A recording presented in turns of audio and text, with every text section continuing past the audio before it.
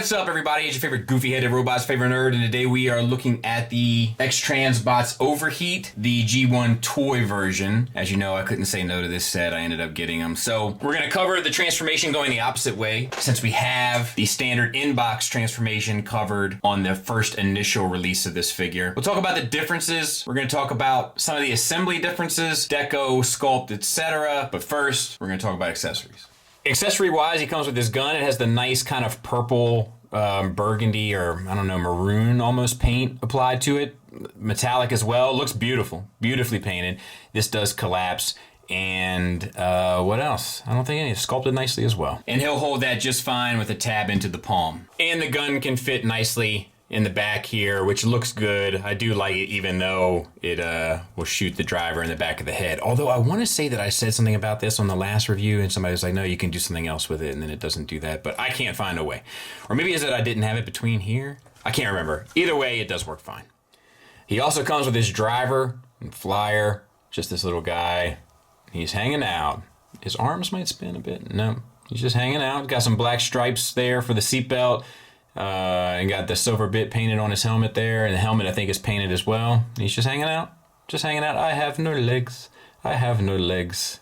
Shout out to anybody who's seen Kids. And you can put the driver behind the wheel and then close this bit down, and he'll sit in there pretty nicely.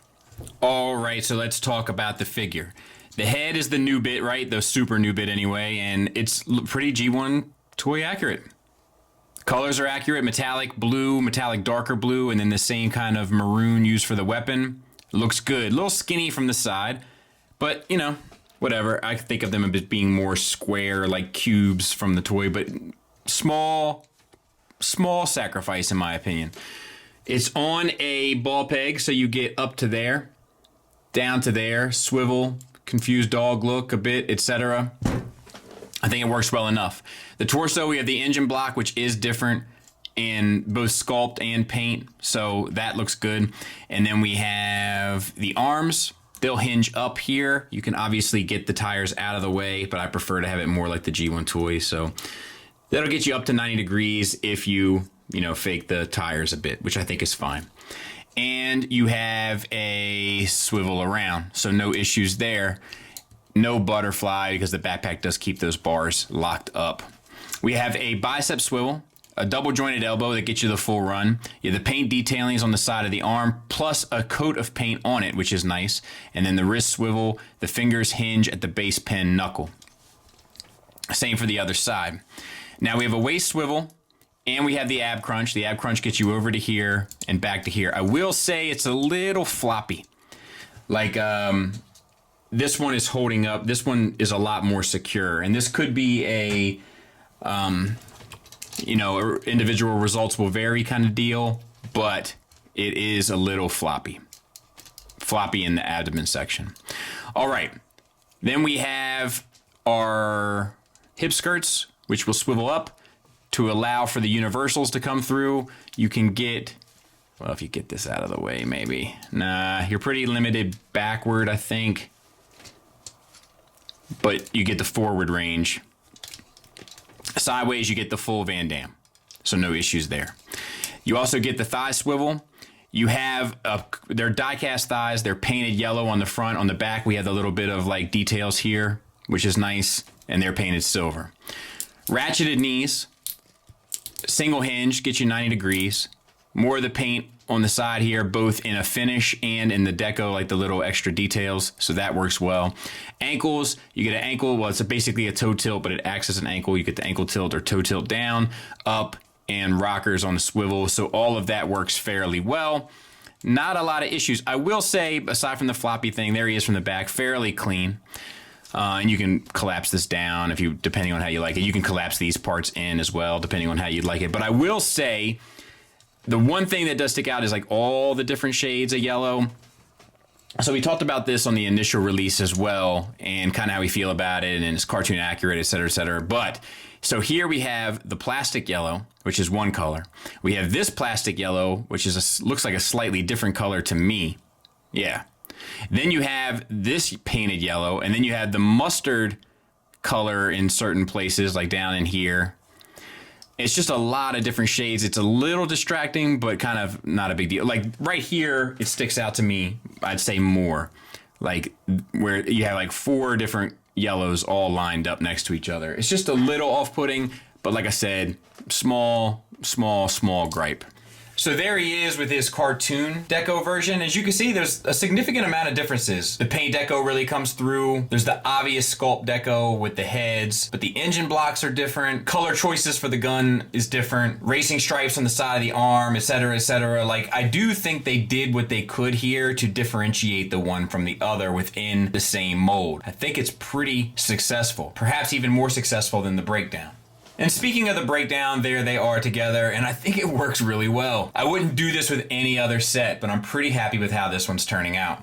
So let's get them transformed, and the first thing I like to do is get this hood piece up and out of the way and try to keep these pieces, they just make me a little nervous, so I just try to keep them as close together as I can so that they don't get in my way while I'm doing the rest of the transformation, which I'm sure they ultimately will. Now we'll get the legs, fold in this flap here on the outside first. Spin the tire out, fold that flap in, and disconnect this entire section from the knee and this piece here. You fold this up, and it has to come up and encapsulate, and close that flap. It has to come up and encapsulate the upper thigh, and you want to make sure that you have this tire all the way out to the side, and then just move it into position. And that's it. Then to do your last leg, you just repeat the same process, namely bringing this tire out and around. You can fold that little flap in. This piece will go, let's see, up against the tire there. Fold in this flap, untab this whole section, fold in that flap. And now with the tire, you just want to make sure that you're all the way over to give yourself plenty of room to clear all of this madness, and it will let you know if you have not done so successfully, which I have not.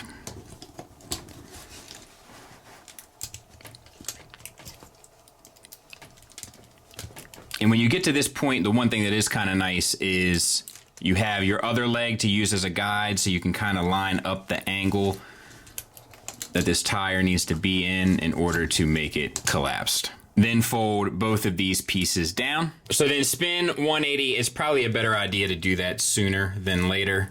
And open this up, bring this piece out, and flip these side pieces here. And then you want to close this around the legs, around all that, and I don't have it quite right, do I? There's 2 tabs at the middle of the engine block that you want to get positioned there, and then you can close up your bar here and close down your bit there. Spin your wheels out and over and bring your backpack out, and we gotta bring this whole piece out here. Do you remember this? So we need to bring this arm over to this side and this arm over to the opposite side until that hook is kind of grabbing. How do we do this? That hook needs to grab the other one. So let's bring it around and bring it around so that it's grabbing there. Then we can move this up out of the way before we start dealing with the hood. So just get it up and out of the way. So you'll be happy to know that they fixed this front piece here. So that'll close now with no problem. So you can bring that down. You can swing these pieces out here because you got to clear that little tab right there. So bring them out, swing it down. Then you kind of have to swing it underneath the hood and then line it up properly underneath. And then tab up. Make sure that the hands are positioned so that the back side of them, the underside of them, is on facing the back of the vehicle, and then break the connection, probably a poor choice of words, with the forearm and wrap it around. We're going to do that on this side as well. And then just sort of position them so that they are close together. Then once you have the arms folded, bring them towards the center. You have to work up these side pieces and then sort them into the legs so that the colors match and line up. And then the final thing to do is sort of cover up that G1 face. So while it's down here, bring these tires around. It's one of those kind of classic X Transbots tropes where you got to pull it against itself to get it to peg into that hole there on the side. Do that to both sides and then bring it up and over. I'll clean it up. We'll take a look at it. Let's just go ahead and talk about vehicle mode. I want to talk about it while it's got all this stuff on it because I think it does look really good with it. Like the deco and stuff works. I like those stripes. Like I like the engine. I'd have to look at the other one and see if it had this much detail, but I think it does come across quite nicely. It looks good. Wheels are rubber. The little red bits around the pin for the tires. Like I like little details like that. It just, I don't know, it stands out to me. It draws attention. I like the black bit of the front of this thing here. Like it all works nicely for me. I like this a fair bit, and it feels nostalgic to me in some regard. Let me show you what he looks like though, most importantly, next to Tiger Tracks. Long down to get the friction on. Final thoughts wise, let's start with the negatives. Like I said, it's a little floppy, little bit floppy. Floppy in the abdomen section. That could be an individual results will vary. Plus it has that disconnecting gimmick thing for the combine mode, so who knows exactly why this one's floppy, but it is. My other issue is all the shades of yellow, and my other issue is kind of the design element of that back bar thing. It just never cleans up 100%, but I can't really hold this one responsible because it was more of an issue that I pointed out in the first release, so I already knew about the issue. If I choose to buy the mold again, that's on me. That's how I feel about it anyway. Plenty of positives though. I love the new sculpted work. I feel like they didn't just swap out the head, you know what I mean? They gave you a couple different things. Like the tires obviously work either way, so that was a nice touch. The different engine block, the different thighs, and then of course the added paint deco. Like there is some extra love put into this. I also like the fact that they fixed the hood issue. That's improvement, right? That's growth. That's taking consumer feedback and making an appropriate change. You'll never hear me complain about that. The materials feel good. Limited hardware, but where it is used well. Couple issues that I have aesthetically, but I can't blame this for that. I have to blame it on the initial one, which I already have. So it is a recommend for me. I think it's a cool feature too, like a cool, like gimmicky thing to release the G1 look. Like I said, I wouldn't do this for any other set, but I'm happy to have it for the Stunticons. Thanks for listening. Thanks for watching. Until next time, take care.